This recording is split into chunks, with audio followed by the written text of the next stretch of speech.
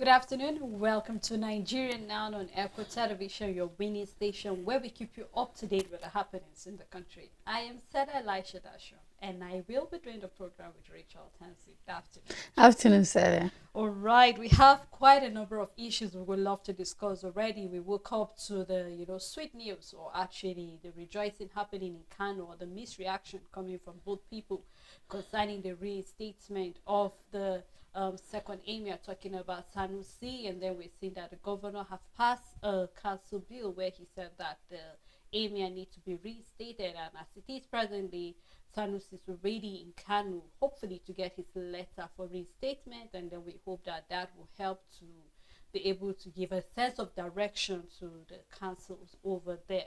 Now, one of the issues, or two of which issues we will be talking about, is to start with the bill that has been passed by both houses. That's talking about reps, which they have passed the bill, and as well in the Senate, it has passed the second reading. So eventually, we've seen that the bill have passed concerning going back to the old anthem. Now, Rachel, when I saw this, of course, reactions are coming from Nigerians because the House have not given Nigerians a clear reason why they want to go back to the old anthem. Because, I took my time, Rachel, to go through both items. And I don't know if we can have those both on screen right now from the control room. I don't know if we can have it. So we can actually take a look at both anthems, Rachel. I'd like us to look at the old anthem because we know the old anthem was during the British time. That was during the colonial time that we had the old anthem. And then it was used between October 1960, when we had our independence, down to about 1978. So the anthem was very, I think we used it for clearly like about 80 years or so. And then during the military regime, we had it during Obasanjo's time, where there was a need for us to have something that is indigenous to us, something that we actually wrote, something that we can actually say, you know what, this word it means something to us. And a number of people are saying, if you look at, there was a reason why we had to stop using the old anthem in Yes. the first place. Number one, it wasn't written by an indigenous person. Mm-hmm. Secondly, it did not actually capture us. It kind of make us look like we are divided in the country, because where we saw that despite we're different tongues or native, but then when you look at the new anthem, even though it was written by five different people before we had it being collectively brought together, it was a poem before we had the first and the second stanza. And we know that the new anthem, we use the second stanza as the national prayer. Now, here we are having our National Assembly saying we should go back. And the first thought, Rachel, honestly, that came to my mind is, do we want to go back to the colonial era? Because when you look at the anthem, it would be like, okay, this is what the British felt. It was the situation. But we know our stories better. We can tell our stories better than any other person. So why go back to the old anthem? Sarah, the first line of the anthem where it disqualifies it as an anthem for us. How will we choose an anthem that starts with Nigeria, we hail thee, over arise, O compatriots? Like how do we choose that over another? I think, just as you clearly stated, it was written not by our national. So it's Nigeria, we hail thee. It sounds like someone saying this to Nigerians. Yeah. Why the new one, our current anthem, sounds like us to us, like we're speaking to each other and charging. I see, if only we would even take the current national anthem seriously, Sally, I don't even think we'll have corruption, because there's a charge, there's a question, there's accountability, there's transparency. There's just something about the current national anthem that I don't see any need whatsoever to change it and to go back. And then the heartbreaking part about it is the fact that we don't have our leader saying for sure what is the concrete reason behind going back. What is the reason? That there's nothing concrete about them trying to go back to that The old old anthem. anthem whatsoever. And then, just as we started talking about this in the morning, of all the things, Sele, of all the bills that will pass second reading is going back to an anthem that doesn't serve us anymore. The current one is okay, and you just can't wonder to add any other bills that are sitting down that are important that needs to pass They to need the second attention. that need attention. What is our priority? Like, what are we trying to gain out of this? It's disheartening on another level, but then what can we say? It's almost like we're left at the mercy of our leaders on whatever they decide to do with us in this country. Richard, you know what breaks my heart was the fact that the minority leader that passed this, Senator Opeyemi Bamidele, he said that the old anthem, that you should talk to people in their 60s and in their 70s, that the old anthem has this sense of patriotism. The old anthem gave kind of a way of Nigerians to know that they have an obligation to their country. I mean, do I need an anthem to Of course not. patriotic to my country? Of That is course one. not. Secondly, if we are talking about patriotism, I said this in the morning. We're talking about leadership by example, Richard, and we can look at every angle of patriotism. If you're talking about being a patriotic person, I made mention, I said, how many of our leaders can confidently come out and say, I can recite the national anthem without it being projected? They will This is fail something, that Rachel, test. from nursery to primary. These are things that you were taught. This Yeah. is what the national anthem. And we even had schools then in history that would give you detail of why we have it and every line what it means. When it say arise, O compatriots, Nigeria calls obey. Obey. How many of our leaders are obeying the call? Wait, Now, very few. I'm happy that our control room is able to project this. Now, let us take a comparison between the old anthem here, just like you started by saying, Nigeria, we hail thee, our own dear native land, though tribe and tongue may differ. Now, let me stop there, Rachel. And just here where we said, arise to compatriot, Nigerians call obey to serve our fatherland. Now, we go down there to say the labor of our heroes past shall not be in vain. Already, where we have our father's land, have said that we are one and we are united. So like the more I'm seeing this anthem, I'm going over it because it's been a while. I know how to sing it word to word, of Yeah. course.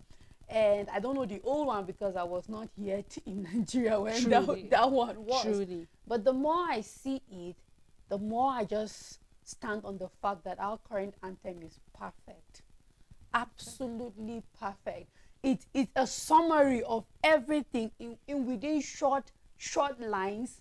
It just says so much within a short period of time. And honestly, we don't have to go back to we don't have to talk about our flag being a symbol that truth and justice reign in. No, we don't need all of that. Honestly, it's an absolute waste of time. And to think we have leaders that will sit down and waste their time, it's disheartening, it's heartbreaking. How far are we going to go when things like this are prioritized? This is an absolute waste of time. Like, our reps need to know that this is nothing more but an absolute waste of. That's just what it is, wasting our precious time. Rather than you telling President Tinubu the truth about our situation, you're scoring him pass, and you are talking about anthem and all of that, rather than questioning what is happening with the money saved from subsidy, rather than questioning what are we doing about our currency. How about passing a bill of continuity?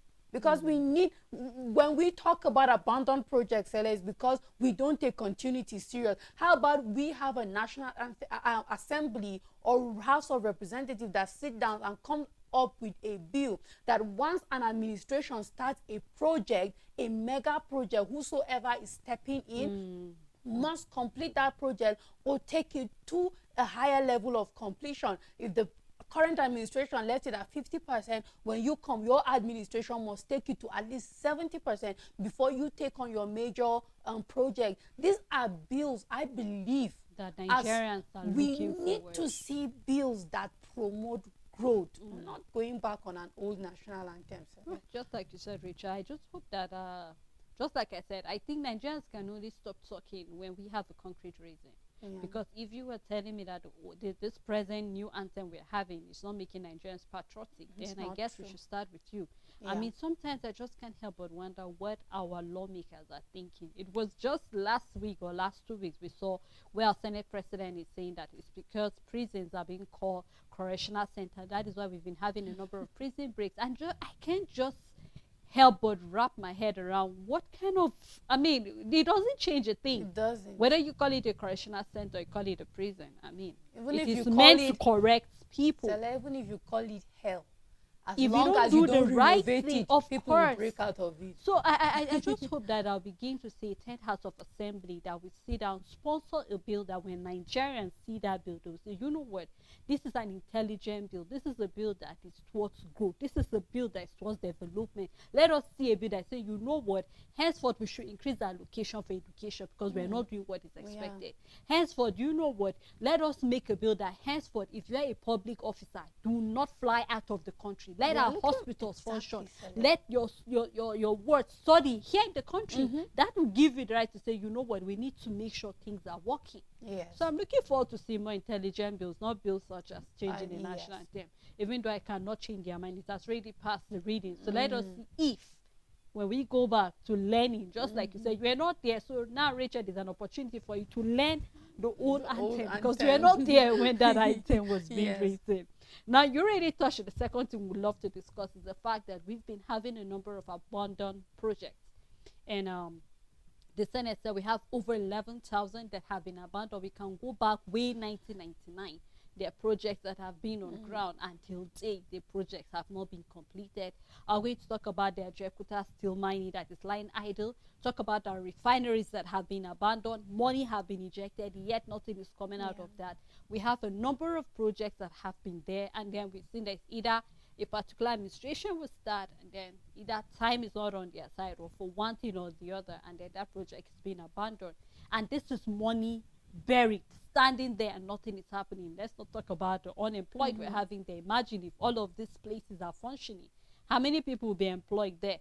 And there are quite a number of things that need to be visited. And I'm happy that the Senate, I mean, maybe this is one of the things that I was okay. Let me clap for them for actually making a very brilliant decision to say, you know what, this project has been there. And then it's not just starting.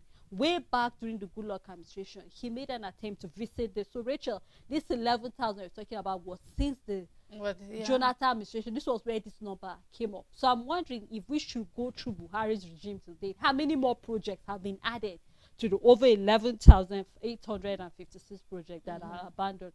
So I'm hoping that the Senate, in as much as you are investigating, you are probing, let us see the ministries that these projects have been abandoned should start working.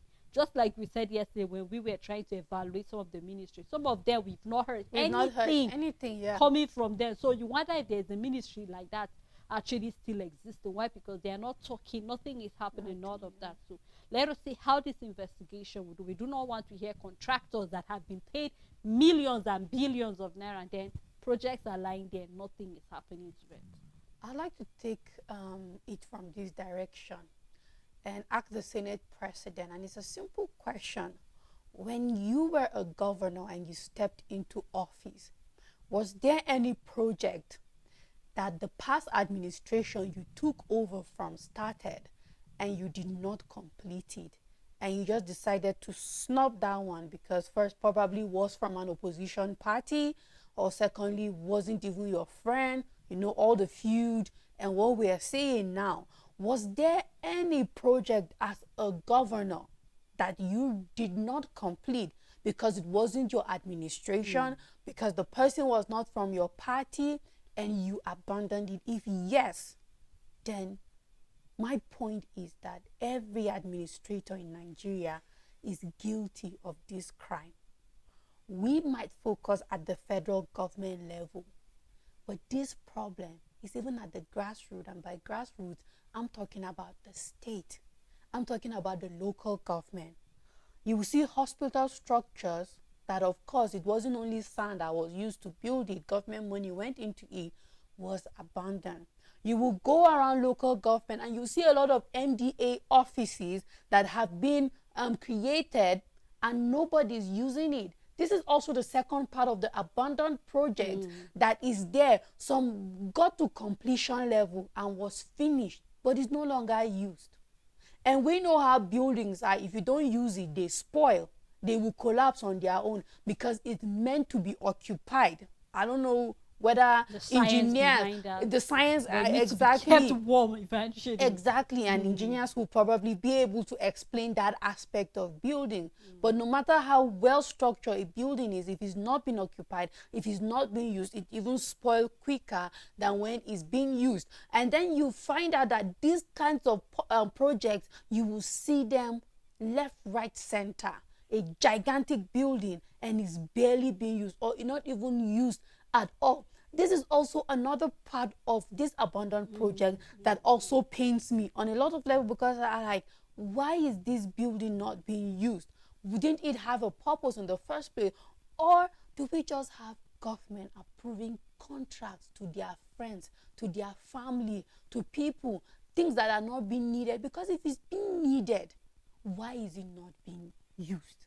That is the question for me also. The same way, if you are starting a gigantic library, why I can't start building a house and I know I need that house, I'm not complete, and that's why I made this very clear. I said, before you see a private property being abandoned, something bad must have really happened for the owner not to complete. I can't remove 100 million from my own pocket, hard-earned money, to build a house that I know I need it and I need to occupy it and not finish, except something really bad happens along the way that I cannot complete that project. But that is not same when it comes to our government and properties and projects and all of that.